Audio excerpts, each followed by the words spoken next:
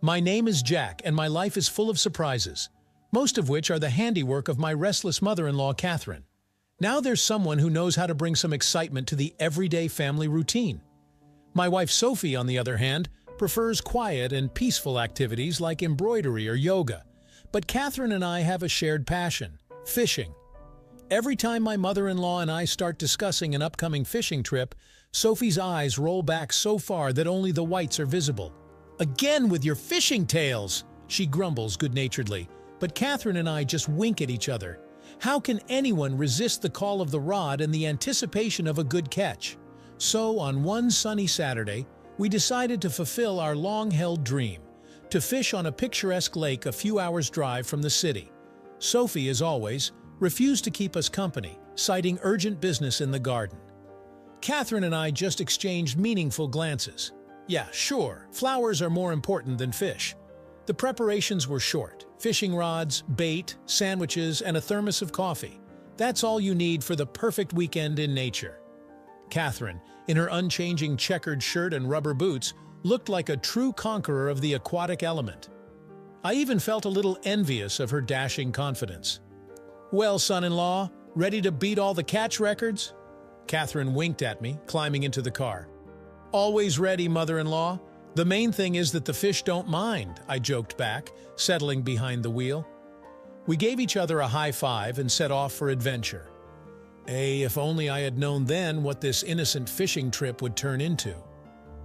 The road to the lake flew by unnoticed amid lively conversation and playful banter.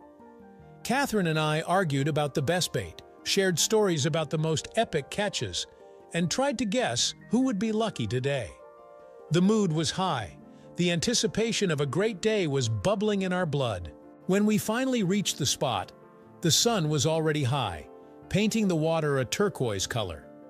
A calming silence reigned around, broken only by the chirping of birds and the lapping of waves. Perfect conditions for fishing. We quickly set up our gear, put the bait on, and cast our lines. Catherine, with an adventurous glint in her eye, immediately began to tease me. "Watch out, Jack, don't miss a bite, or I'm already in the mood for a double portion of fish soup." "Don't sweat it, mother-in-law. Today the fish will be asking to get on our hook themselves," I parried, adjusting my hat with exaggerated seriousness. Catherine laughed, and I couldn't help but admire her. What a restless woman. In her slightly over 50, she could give any man a run for his money in terms of energy and zest for life, not like my quiet wife. Then my thoughts were interrupted by a loud splash. Catherine even jumped in surprise, almost dropping her rod. "Wow!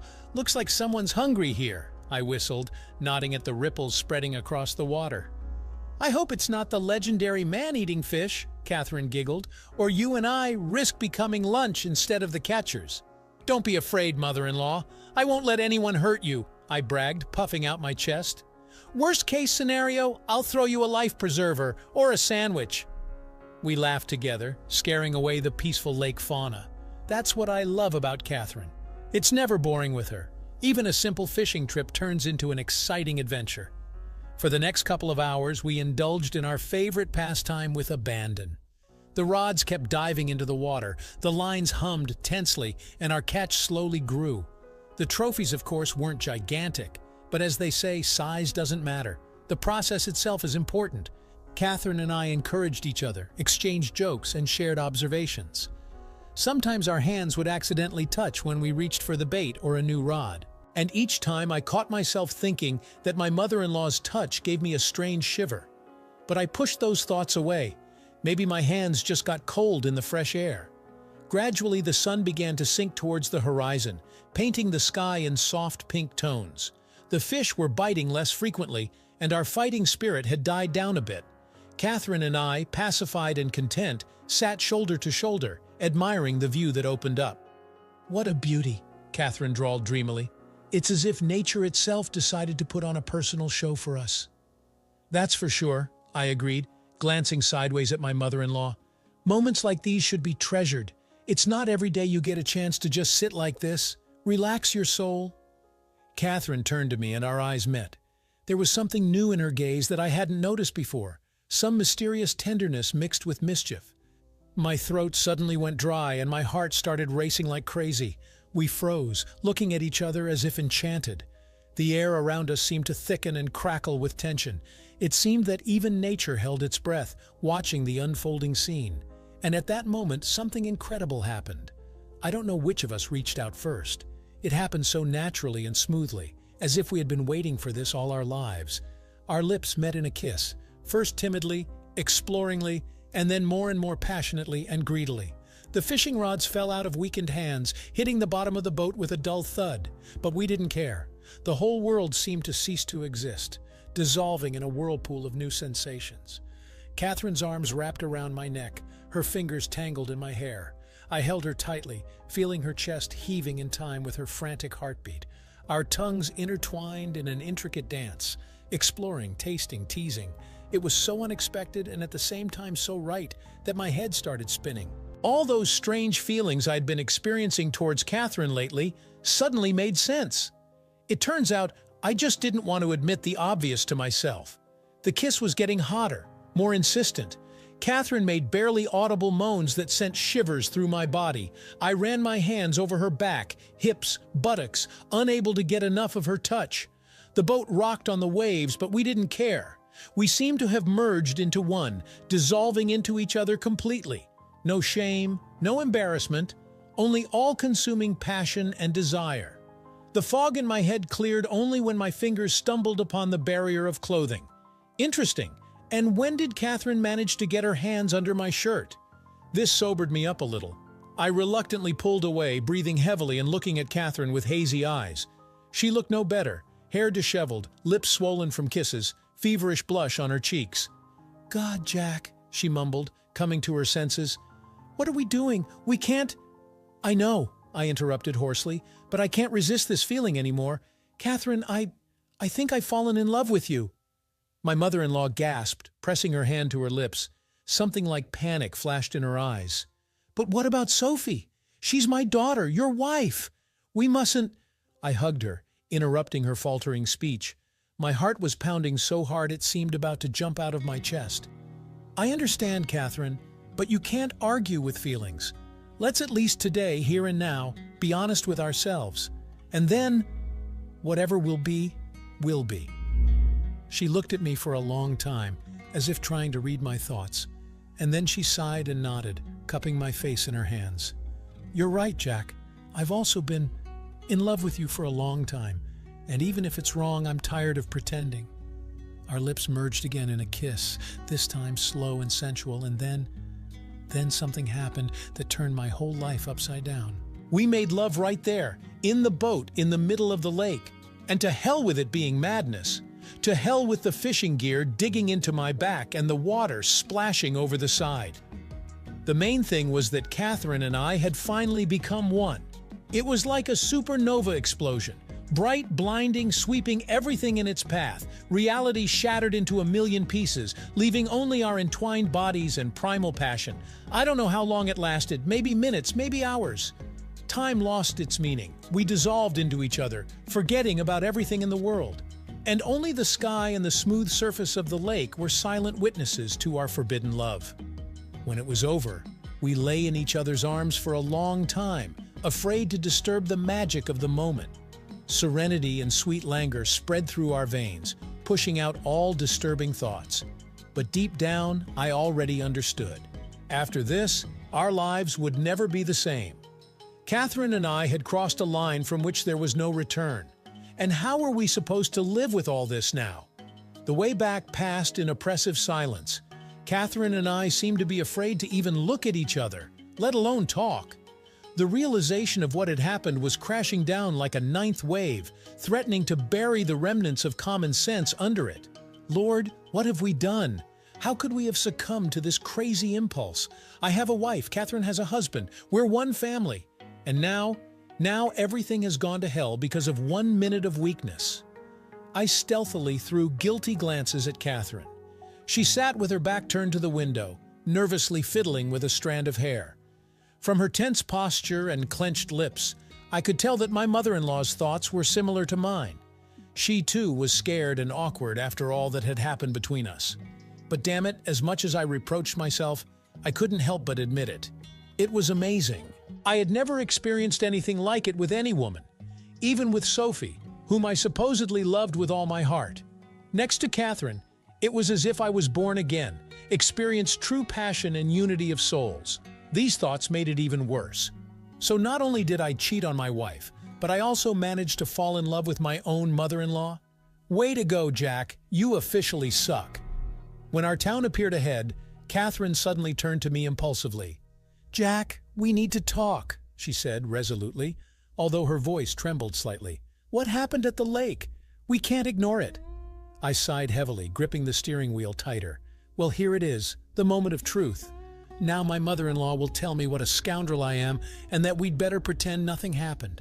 And she'll be right, damn it. "I know, Catherine," I replied dully. "I screwed up royally, betrayed Sophie, destroyed our family. You have every right to hate me." But her reaction surprised me. Instead of showering me with reproaches, Catherine suddenly covered my hand with hers. "No, Jack, you didn't screw up. We both stumbled, gave in to the feelings we had been hiding for too long," she said softly. "And I can't hate you because I love you." My heart nearly leaped out of my chest at those words. Catherine, my stern and unapproachable mother-in-law, loves me, and she even admits it first? I must be dreaming or hallucinating. "Really?" was all I could squeeze out, looking at her dumbfounded. You love me? But how?" "I don't know myself how it happened." Catherine shook her head. "I just realized at some point that you mean more to me than just a son-in-law, that I feel good and easy with you like with no one else." Her sincerity brought tears to my eyes. Damn, I never thought I'd be so touched by my mother-in-law's words. But now, looking into her eyes shining with tenderness, I felt like the happiest idiot in the world. "I love you too, Catherine," I blurted out, not even trying to choose my words. "I've loved you for a long time. I was just afraid to admit it to myself, but now everything has changed." She smiled sadly, squeezing my hand. "Yes, Jack, everything has changed irreversibly, and we'll have to somehow live with it."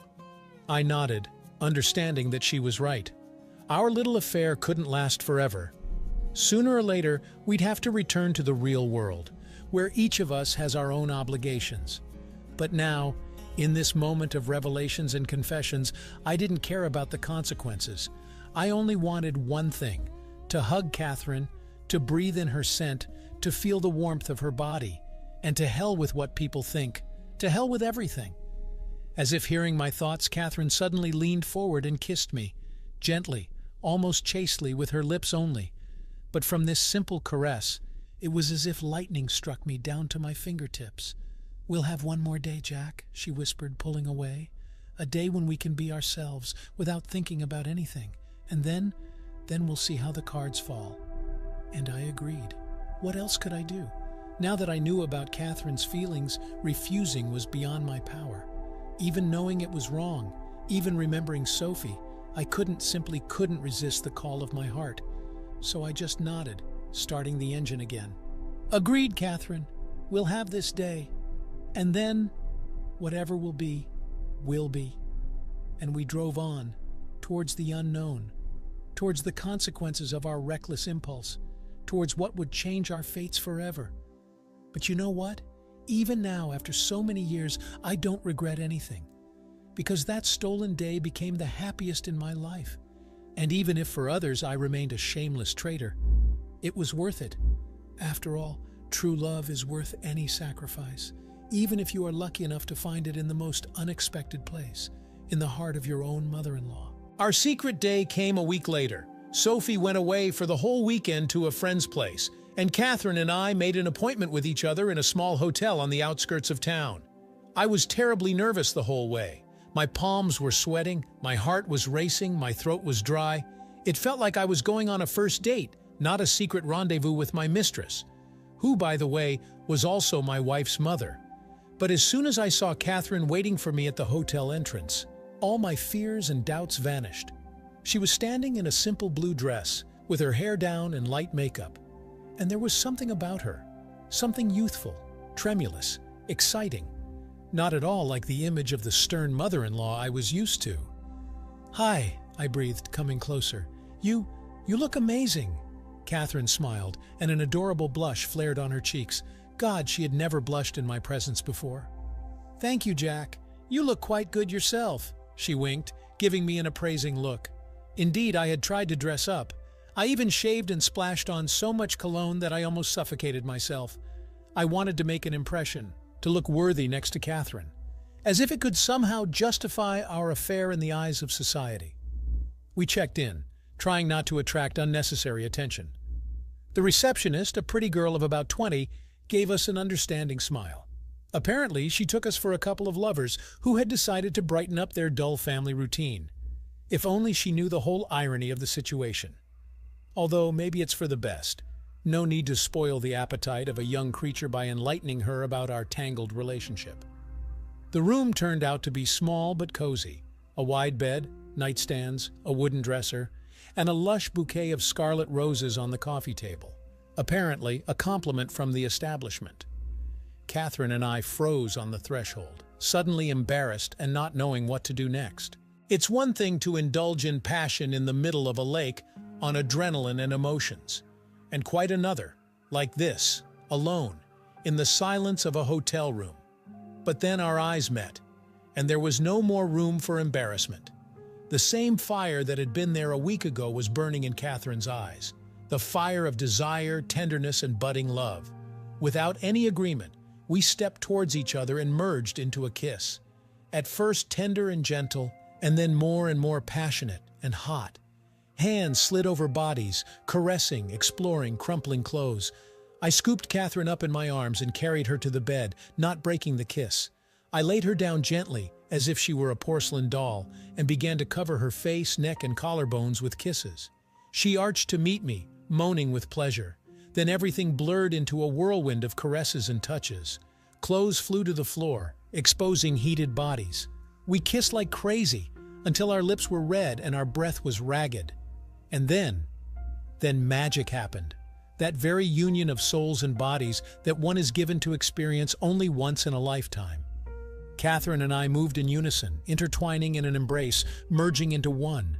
Reality ceased to exist, leaving only our moans and flashes of blinding pleasure. I don't know how long it lasted. Maybe minutes, maybe hours. Time stopped, turning into eternity. We made love again and again until our strength ran out, and then we just lay there, pressing against each other, and talked quietly. Catherine told me about her life, about her unsuccessful first marriage, the difficulties of raising a daughter, the dreams that never came true. And I listened, stroking her hair, amazed at how much I didn't know about this amazing woman. We talked almost until dawn, occasionally diving into the sweet languor of passion. And only at sunrise did we fall into a restless sleep. After all, reality was already looming on the horizon, threatening to burst into our fragile little world. And in the morning, everything ended as suddenly as it had begun. We dressed, carefully avoiding each other's eyes. Tension mixed with a slight bitterness hung in the air. We both understood. The fairy tale was over. It was time to return to the harsh world. "So, that's it?" Catherine broke the silence. Her voice faltered and tears glistened in her eyes. I swallowed the lump that had risen in my throat and impulsively hugged her, burying my face in her soft hair. "No, darling, not all of it," I whispered, barely audible. "Our feelings, our memories, they will always be with us. Just now we'll have to keep them secret." Catherine sniffled softly but nodded in agreement. We both understood that there was no other way. Too much was at stake. Families, reputations, the whole life we had been building for years. So we had to let each other go. Leave the room, get into different cars, and go in different directions to the familiar flow of everyday life. But I knew for sure, no matter what happened next, this stolen day would stay with me forever. As a reminder that true love does exist after all, even if you were lucky enough to catch it at the most inopportune moment and with the most unexpected person. Life went on as usual. Work, home, family, rare outings with friends. I tried hard to pretend that everything was fine, that nothing had changed. I smiled at Sophie, made plans for the future. But deep down, I carried my secret like an unhealed wound. Memories of Catherine, of our fleeting moments of happiness, they wouldn't let go for a moment. I caught myself staring at my mother-in-law more and more often during family gatherings, seeking her gaze, accidentally touching her hand, and I saw that the same thing was happening to her. Behind the mask of polite friendliness was a whole storm of emotions: longing, tenderness, regret. All this flickered in her eyes every time our gazes met. We tried to keep our distance, to communicate only as much as was appropriate for relatives, but the tension between us grew with each passing day. It seemed that just a little more, and all the carefully erected barriers would collapse, burying the remnants of prudence under the rubble. Sophie seemed to suspect something. She started asking more questions, looking more closely at my face as if trying to read my innermost thoughts. A couple of times, she even made a scene of jealousy out of the blue. I joked it off, blaming it on stress and fatigue. But inwardly, I went cold with horror. Could she have guessed everything? Would my and Catherine's secret be revealed at any moment, crushing everything in its path? These thoughts made me feel sick. I didn't want to hurt Sophie. I didn't want to destroy our family, but I couldn't give up my feelings for Catherine either. This woman had bewitched me, gotten under my skin, into my very heart. I guess that's how people go crazy, torn between duty and desire, between what's right and what's the only thing that matters, balancing on the edge, beyond which lies an abyss and uncertainty. The climax came at one of the family dinners. We were celebrating Sophie's birthday. The whole family had gathered. It was noisy, fun. Congratulations and toasts were coming from all sides. And I was looking at Catherine and saw a silent plea in her eyes. At one point, we found ourselves alone in the kitchen. Catherine went to get a new bottle of wine, and I volunteered to help. The other guests were having fun in the living room, their voices and laughter reaching us. "Jack, I can't take it anymore," Catherine whispered, crumpling a napkin convulsively. "It's beyond my strength to see you almost every day and pretend that nothing happened. I love you. Still." I caught my breath. There it was, the confession I had been waiting for and dreading at the same time. How I had dreamed of hearing those words.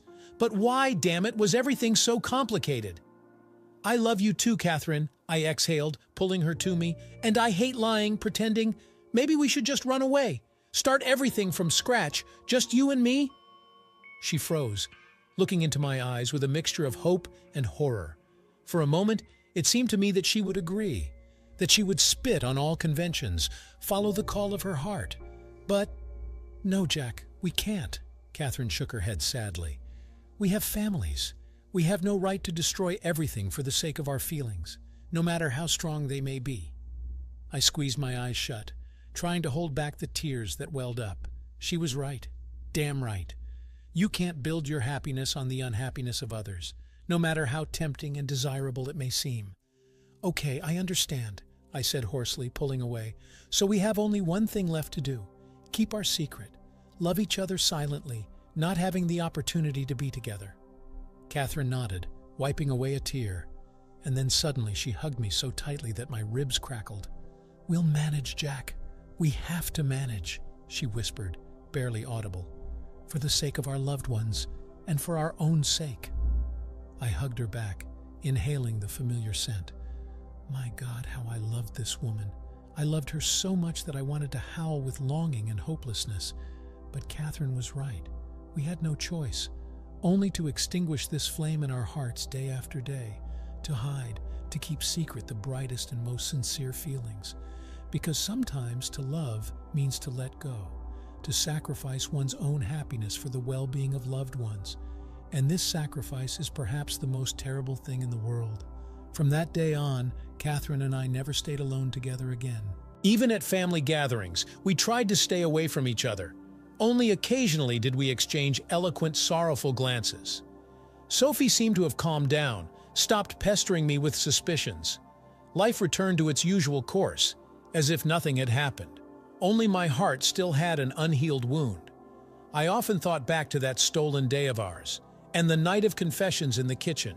I replayed in my head how everything could have turned out if we had decided differently. These thoughts simultaneously warmed my soul and caused pain. I remembered Catherine too, constantly, every minute. And I knew that I would never forget her. No matter what happened, she would always remain my greatest love. Ghostly, unfulfilled, but no less precious for that. Sometimes I wanted to drop everything, to spit on duty, obligations, to run to her, to beg her to give us a chance. But I knew that Catherine would not accept such a sacrifice. She was too noble, loved her daughter too much to cause her such pain. So I lived on, smiled, laughed, made plans, and only at night, left alone with myself, I gave vent to tears and despair.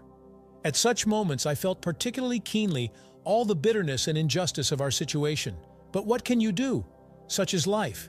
There is far from always a place for love in it, especially if this love goes against morality and social mores. Or maybe Catherine and I were just too late.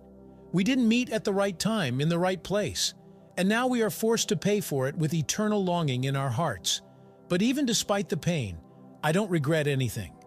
For Catherine gave me something that many can only dream of: real, all-consuming love, even if it turned out to be impossible. And I will always be grateful to her for that, for showing me that I am capable of such strong feelings, that somewhere out there in a parallel universe we could have made it work.